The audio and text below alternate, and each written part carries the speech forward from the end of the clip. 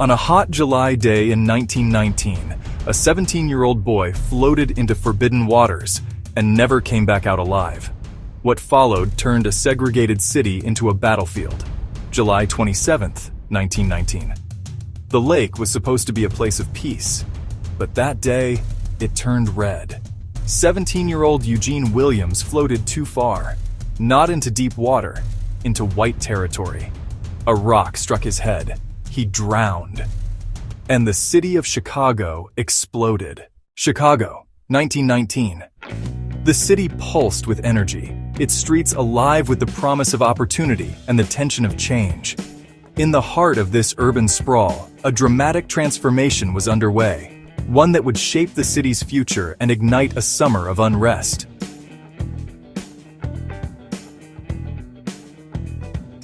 Over the past decade, more than 100,000 Black residents had journeyed north during the Great Migration, seeking refuge from the relentless terror and violence of Jim Crow laws in the South. They arrived in Chicago with hope in their hearts, determined to build new lives far from the oppression they'd left behind. These families came searching for jobs in the city's booming factories, for the freedom to walk the streets without fear, and for the dignity that had been denied to them for generations. But the reality they encountered was far from the dream they'd imagined. Instead, they found themselves crowded into a narrow strip of the South Side, hemmed in by invisible barriers and forced to make do in cramped, often substandard housing. The promise of a better life was shadowed by the daily struggle for space and respect. The South Side became a world unto itself, vibrant, resilient, but also stifled by the boundaries imposed by a city unwilling to welcome its newest residents. White Chicagoans, especially Irish immigrants and their descendants, viewed the growing Black community with suspicion and hostility. They saw their neighborhoods, jobs, and even their beaches as under threat, fueling resentment and fear. Tensions simmered just beneath the surface, erupting over access to housing, competition for jobs, and even the right to swim at public beaches. The city's leaders, meanwhile, largely stood by, unwilling or unable to address the mounting crisis. Restrictive covenants, legal agreements enforced by the powerful Chicago Real Estate Board, kept Black families penned in, unable to move freely or buy homes outside the designated Black Belt. These invisible walls were as real as any fence, and when violence erupted, the police often turned a blind eye, ignoring the harassment and attacks faced by Black residents. In this climate of fear and frustration, the stage was set for a summer that would stain the city's history in blood. On a sweltering Sunday, Black teenagers floated on a homemade raft near the 29th Street beach. They didn't cross any line marked by law, but they crossed the invisible boundary that white Chicagoans enforced with violence. When Eugene Williams drifted over, a group of white men began throwing rocks. One hit Eugene in the head. He slipped underwater and drowned.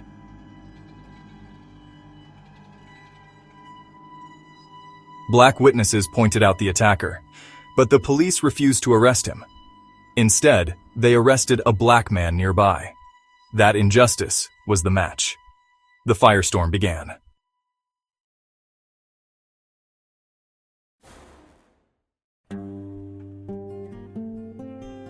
For 5 days in the sweltering summer of 1919, the streets of Chicago became a battlefield. The city, already tense from years of segregation and economic hardship, erupted into chaos. The violence began with a single tragic incident at the lakefront, but quickly spiraled out of control, engulfing entire neighborhoods in fear and flames.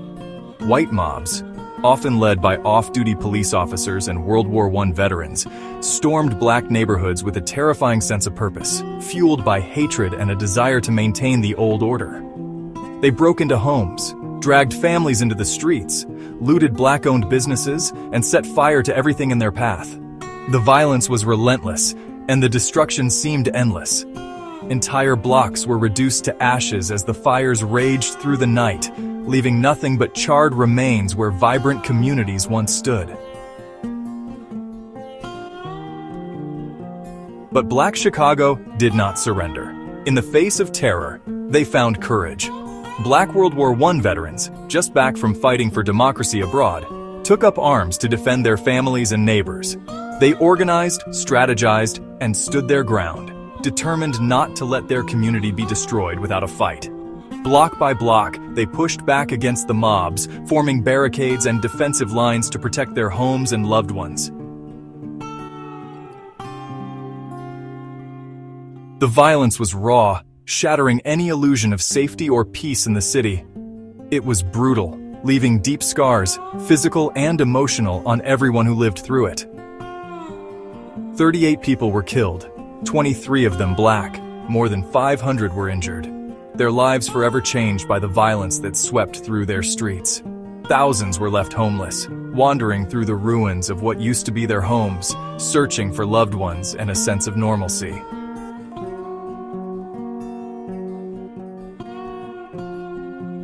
And when the fires finally died down, the city tried to move on, rebuilding streets and businesses, but never truly reckoning with the hatred and injustice that had fueled the violence.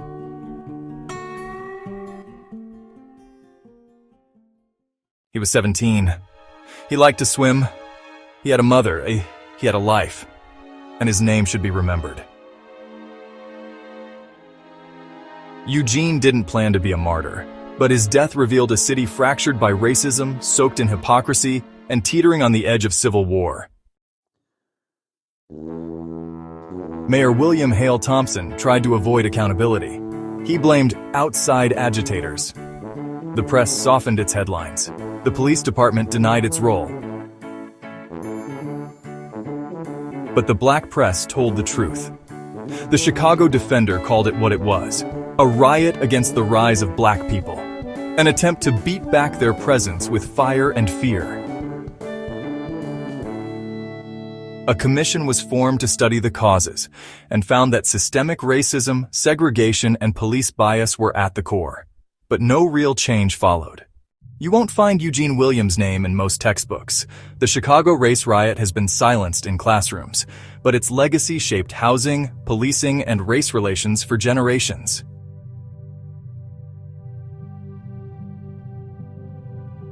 The color lines drawn in blood in 1919 became red lines on maps, and they stayed there for decades.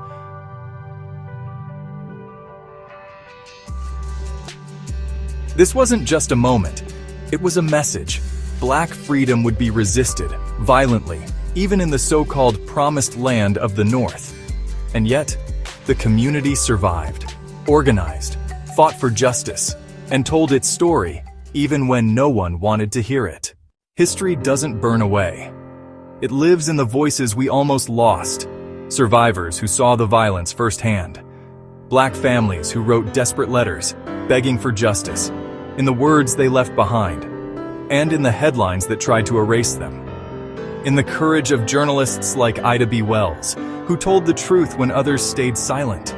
Their stories echo through Chicago's streets, in every faded photograph and every line of ink.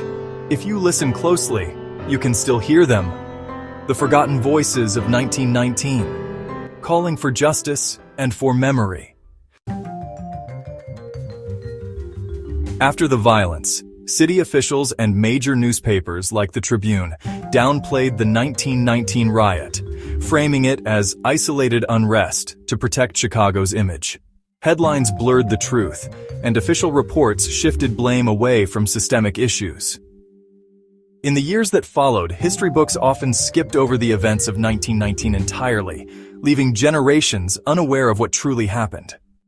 This erasure shaped public memory, making it easier for the city to move on, while the real story faded from view.